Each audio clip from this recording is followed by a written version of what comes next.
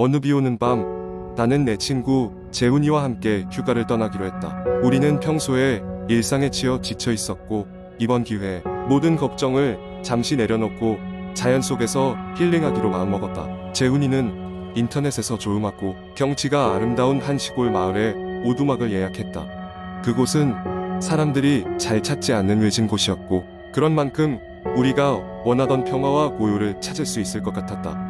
길고 긴 운전을 마치고 나서야 우리는 마침내 오두막에 도착했다. 곳곳에서 풀벌레 소리가 들리고 먼 곳에 있는 산의 능선이 희미하게 보였다. 그러나 우리가 오두막에 도착했을 때 하늘에는 먹구름이 드리워져 금방이라도 비가 내릴 것만 같았다.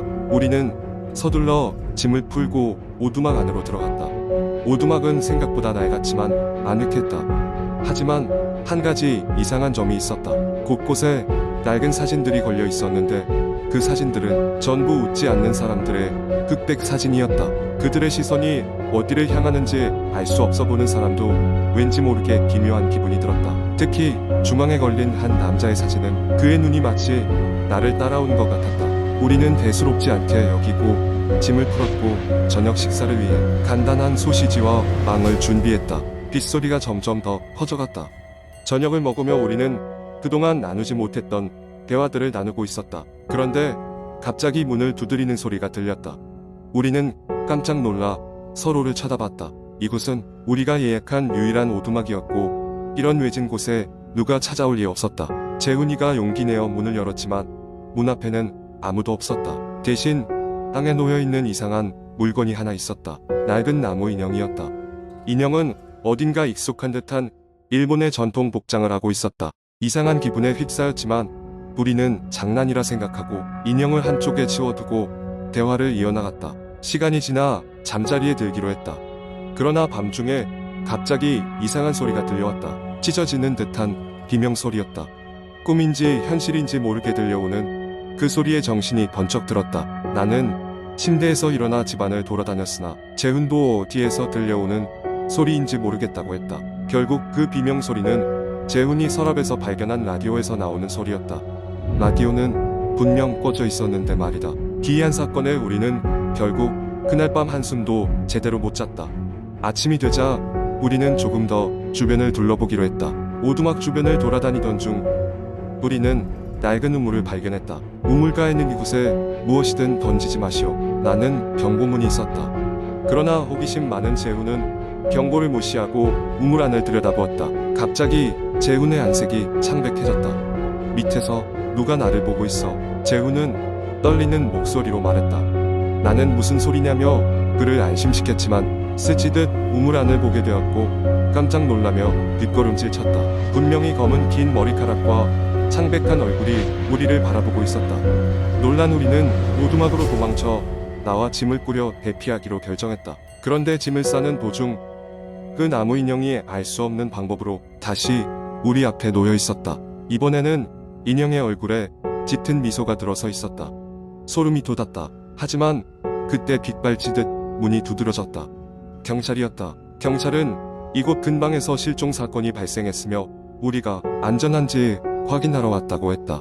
우리는 전날의 기묘한 사건들을 설명했고 경찰은 우리 보고 즉시 마을로 돌아가라고 말했다. 이후 우리는 서둘러 오두막을 떠났고 그 뒤로도 가끔씩 그날의 일이 꿈에 나와 나를 괴롭히곤 한다. 혹시나 그곳에 다시 갈 일이 생긴다면 절대 그 우물에 가까이 가지 않을 것이라고 다짐했다. 그날의 그 음산한 분위기와 사진들의 웃지 않는 얼굴은 아직도 생생하다. 이제는 서로에게 그날의 이야기를 잘 꺼내지 않지만 그것은 아마 평생 잊지 못할 경험이 될 것이다. 두 번째 이야기. 어느 한적한 시골 마을에 작은 집이 있었습니다. 그 집은 외부와 단절된 채 수십 년 동안 방치된 듯 보였지요. 마을 사람들은 그 집을 귀신의 집이라고 불렀습니다. 집에 얽힌 소문은 끔찍했습니다. 오래전 그 집에 젊은 부부가 살았는데 아내가 어느 날 흔적도 없이 사라졌다는 것입니다. 마을 사람들은 남편이 아내를 살해하고 집 어딘가에 시신을 숨겼다고 믿었지만 경찰 조사에도 아무 증거도 찾을 수 없었습니다. 세월이 흐르면서 집은 점점 더 낡아졌고 사람들은 점점 그 집을 피했습니다. 그 집 근처에 사는 사람들은 밤이 되면 집에서 희미한 불빛이 새어나오거나 누군가 속삭이는 소리가 들린다고 주장했어요. 하지만 아무도 그 집에 들어가 보지는 못했습니다. 그러던 어느 날 도시에서 온 한 젊은 남자가 마을에 나타났습니다. 그는 사진작가였고 오래된 집과 폐허를 촬영하는 것을 좋아했습니다. 마을 사람들은 그에게 귀신의 집 이야기를 해주며 가지 말라고 충고했지만 그는 오히려 흥미를 느꼈습니다. 그는 그날 밤 귀신의 집을 찾아갔습니다. 달빛이 희미하게 비추는 밤, 그는 마당을 지나 집 안으로 들어갔지요. 집 내부는 먼지와 거미줄로 뒤덮여 있었습니다. 사진가는 손전등을 켜고 천천히 주변을 둘러보았습니다. 벽에는 오래된 사진들이 걸려 있었고 사진 속에는 젊은 부부가 행복하게 웃고 있었습니다. 사진가의 마음속에 알 수 없는 불안감이 스며들었습니다.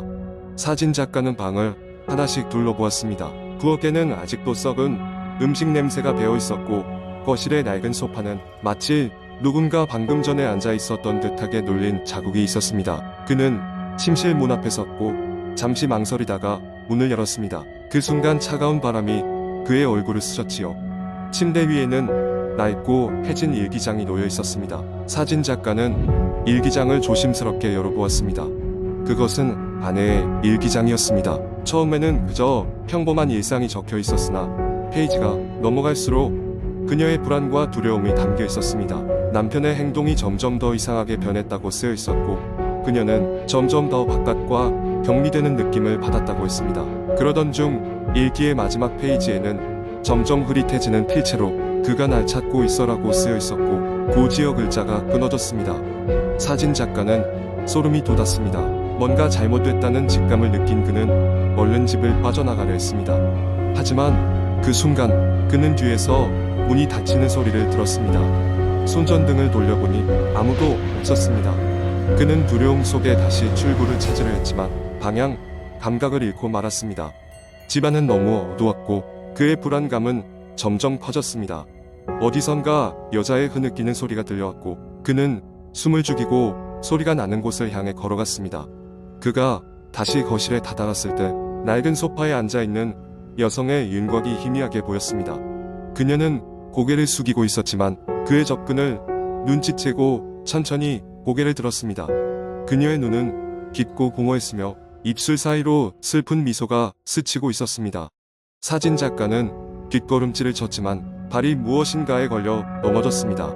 그리고 그 순간 모든 것이 캄캄해졌습니다. 그는 깨어났을 때 마을의 병원에 누워 있었습니다.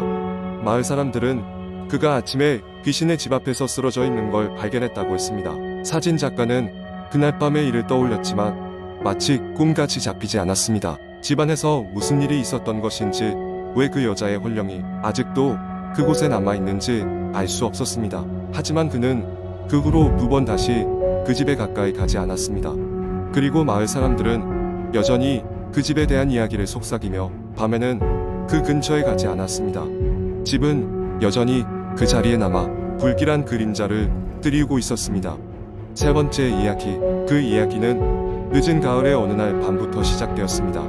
청명한 하늘은 어두워져 있고 바람은 나뭇가지 사이를 스치며 윙윙거리며 울고 있었습니다. 나는 친구들과 함께 산속에 위치한 오래되고 버려진 건물, 흔히 흥가 불리는 곳을 방문하기로 했습니다. 전설에 따르면 이곳은 한때 정신병원으로 사용되었고 그곳에서 끔찍한 사건이 일어났다고 했습니다. 우리는 용기를 내어 랜턴과 카메라를 든 채 그곳으로 향했습니다. 산길을 따라 오르며 주변에 어둠이 짙어져 가는 것을 느꼈습니다.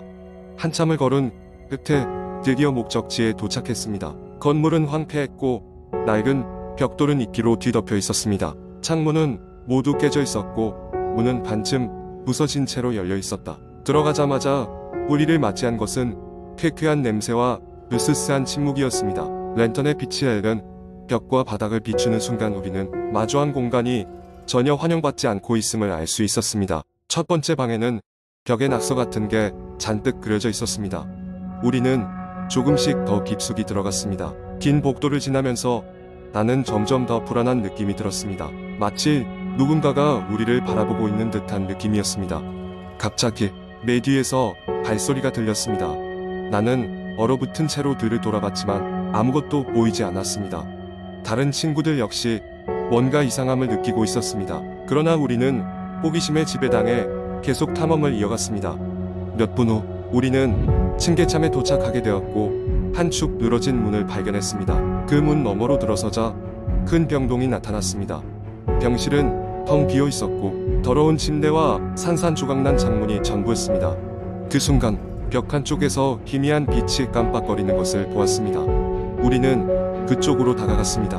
벽에는 오래된 텔레비전이 있었고 그 화면은 여러 가지 노이즈로 가득 찼습니다. 그런데 화면이 갑자기 맑아지면서 흑백 이미지가 나타났습니다. 한 여자가 환하게 웃고 있는 모습이었습니다. 그러나 그 웃음은 시간이 지나면서 뭔가 비틀리고 왜곡되어 갔습니다. 스릴이 온몸을 타고 흘렀고 우리는 한 걸음 뒷걸음질 칠 수밖에 없었습니다. 그 순간 친구 중 한 명이 머리를 감싸며 비명을 질렀습니다. 들려. 목소리가 들려. 그는 고통스러운 듯 소리쳤고 우리는 황급히 그를 끌어내려 했습니다. 그러나 그 자리에서 움직일 수 없었습니다. 갑작스럽게 텔레비전 화면에서 피가 흘러나오는 듯한 환영이 비쳤고 우리는 겁에 질려 도망치기 시작했습니다. 밖으로 나가는 입구에 도달하였을 때 나는 뒤를 돌아보았습니다. 그때 분명히 보였습니다. 희미한 형체가 창문 너머로 우리를 바라보고 있었습니다. 그 존재는 전혀 낯설지 않았습니다. 마치 오랫동안 그곳에 있어서 우리를 기다리고 있었던 것처럼 보였습니다. 결국 우리는 그곳에서 간신히 벗어날 수 있었습니다. 숨을 헐떡이며 산길을 내려온 뒤에야 안도의 한숨을 쉴 수 있었습니다. 그날 이후로 나는 그곳에 다시 가지 않겠다고 다짐했습니다. 하지만 밤이 깊어지고 홀로 있을 때면 종종 그날에 느껴졌던 발소리와 환영을 떠올리며 소름이 돋곤 합니다. 이는 아마도 그 장소에 남겨진 감정의 잔재일지도 모릅니다. 이렇게 흉가에서 벌어진 우리의 이야기는 끝이 났습니다. 분명 무언가 초자연적인 존재가 그곳에 있는 것만 같은 느낌이었습니다. 그 경험이 사실이었는지 아니면 우리의 상상 속의 끔찍한 장난이었는지는 모르겠습니다. 그러나 나는 여러분에게 그 흉가를 방문하는 것을 권하지 않습니다. 모르는 게 더 나을 때도 있으니까요.